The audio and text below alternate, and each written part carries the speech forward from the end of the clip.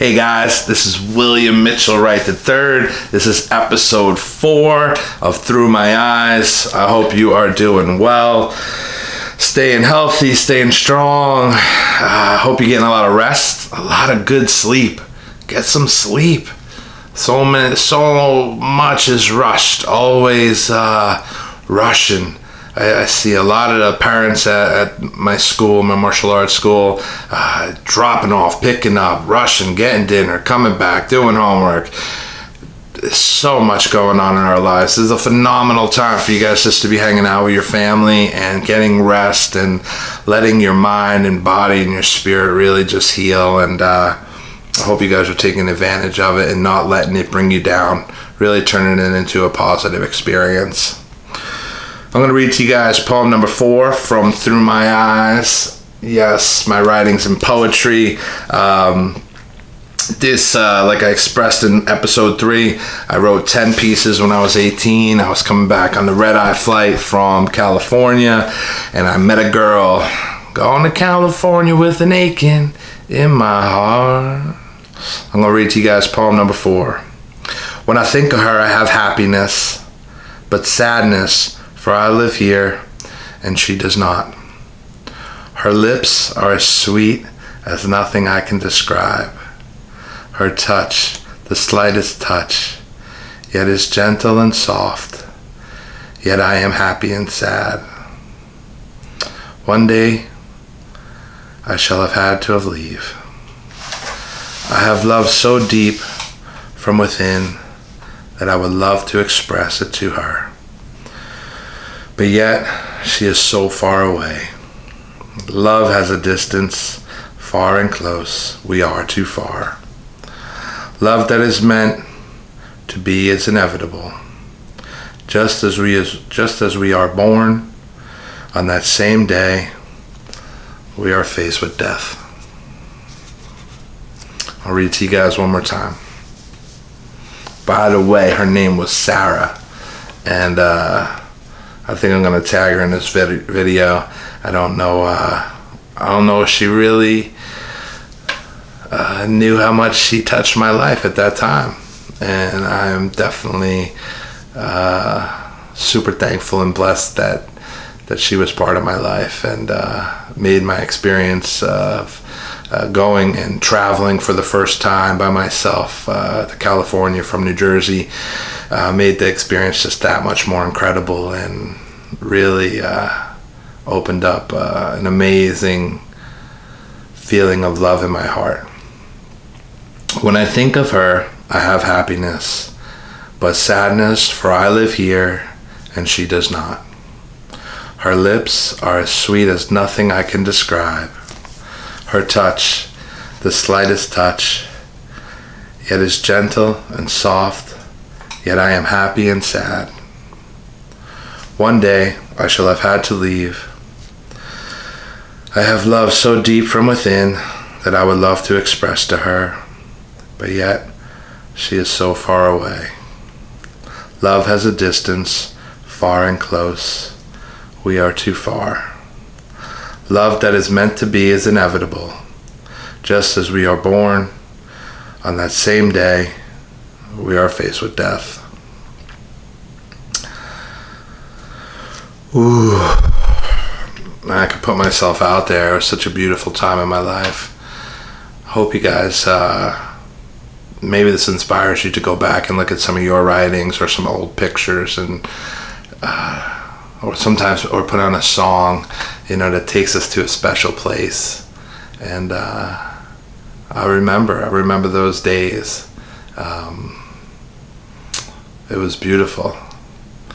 She was beautiful. She still is, and she's doing incredibly well. She has a husband and 2 children, and she's thriving and very successful from what I hear. So that's amazing. I want to hit the bottom part of this poem. Just as we are born, on that same day, we are faced with death. So I gotta ask you, are you living the life that you really want to live? Are you doing the things that you really want to do? Are you living in fear, or are you living in love? It's a balance. It's a juggling act. It's so simple to get lost. So simple to just wake up and go, oh my God, where have I been? What have I been doing? And this is a great time during quarantine to really question those things, to really evaluate everything and everyone that you have in your life, because we're not guaranteed tomorrow. So I'm 43 now. This I wrote when I was 18. I've lost many friends over the years. Just as they were born, that same day they were faced with death, and death is going to be inevitable for all of us. Jim Morrison said, no one gets out alive, and this is the truth. But what really is going to matter is what we do at the time that we have when we're here. And I've always been someone that understood that. I knew my time would run out. I knew the hourglass was flipped at birth, and the time and the clock was ticking. And I don't say that to give you fear or to make you scared. I say that to encourage you, because we have to be aware of that. If we're not aware and we are foolish and believe that we're going to live forever, or that time is not going to pass, well, we're not going to make important decisions as fast or as strong with a healthy commitment that we should. We're not going to wholeheartedly jump into something because we think we have more time. But if I told you that you have 3 months to live, tomorrow your day would be completely different. How you thought, your perspective, your things that are important in your life, everything would change. I had a friend of mine, she had a patient that was diagnosed with just that, 3 months to live. And she sold her house, she sold everything she owned, she bought an RV, and she lived by the ocean. And she wound up doing some holistic treatment that involved medical cannabis and some other holistic treatment, and she wound up beating the cancer. So after 3 months of living by the ocean in her RV, and obviously an immense amount of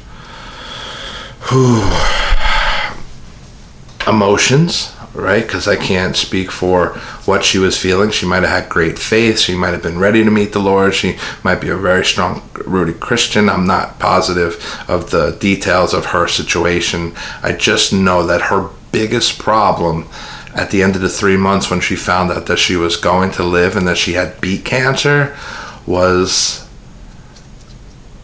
what was she going to do now? And the beautiful part is, she continued to live exactly the way she wanted to live. She didn't go back to the old ways. She didn't go back to the worries that she once had that seemed so incredibly important. And that's what this episode to me is all about, is just really evaluating everything that is truly important in your life, and everything that's not. That's not. How much, I want to have the Mercedes, I want to have the BMW, I want to have this car, that car, and all the things that we wind up owning eventually just wind up owning us. We all become slaves to the stuff we own. And I learned that rather quickly when the market dropped out, that all that stuff was just something that owned me. And I didn't want to deal with that again. So I felt that I became smarter. I wanted to have less overhead. I wanted to have less stress. I wanted to have more freedom. And, I asked you guys to question that.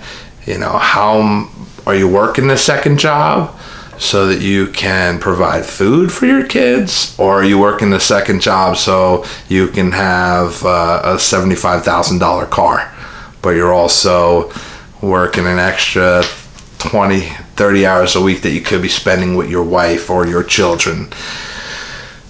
Find your scales of balance and seek that out. See what's important. Search your heart. Pray about it. And I'm just blessed to be able to talk to you guys and to communicate with you. I've been getting a lot of great feedback, and I'm super thankful for that. And I'm going to continue to pray for you guys this week. And if you like it, you know what to do. Subscribe, share it with others that are in need of some positivity and some love. And hopefully the show's gonna spark a change and plant a seed. And I know God will harvest it when it is time. And I hope that change that you feel or that inspiration is something that turns into a positive, and you go after what you really want. Because in the end, that's it. Have you fulfilled your purposes from God? Have you got that done? Do you even know what it is? That's everything. There's no dollar amount that you can put on it. And I speak from experience. I was 23 years old and I was making 6 figures a year. Bought my first 3-family house when I was 23. Had all the fast cars, the expensive cars, the big house on the water, and all those things. And it means absolutely nothing. The only thing in my life that has ever fulfilled my heart and my mind and my soul is fulfilling my purposes from God. And when I say God, maybe you're picking up, this is episode 4. You haven't seen episodes 1, 2, and 3, but I encourage you to watch them. But I'm a Christian. My faith is in my Lord and Savior, Jesus Christ. Always has been, always will be. And so that's when I speak of God, I'm very clear and direct. There's so many people now that, oh, I believe there's something, and, well, put it out into the universe. I have God doesn't do chaos. God does not do gray. Everything is black and white and very distinct and very direct. And for those of you guys that don't know, I heard a cool acronym long time ago in the Bible. BIBLE stands for Basic Instructions Before Leaving Earth. And anybody who's ever got their kid or got themselves a Happy Meal or anything from these fast food restaurants that give toys to children for them to encourage them to come and eat their garbage food knows that when you get that toy, there is directions in there. So even the lowest of the low that are poisoning us with their food, that's a whole other topic, are going to give directions to the small toy that comes in that meal. And to be here without directions would be chaotic, and that would cause mass chaos. And that's not what God does. God does not do chaos. So basic instructions before leaving Earth, BIBLE. And I hope that encourages you guys this week. Read your Bible, stay in your scripture. I love you guys. This is episode 4, and I hope you guys enjoyed my poetry this week. Again, I feel honored that you guys take the time to watch and to allow me to be part of your lives. And I just want to keep encouraging you guys again. Find your purpose, follow your purpose, grow your purpose. I love you guys. Faith, strength, and honor always. Until next time.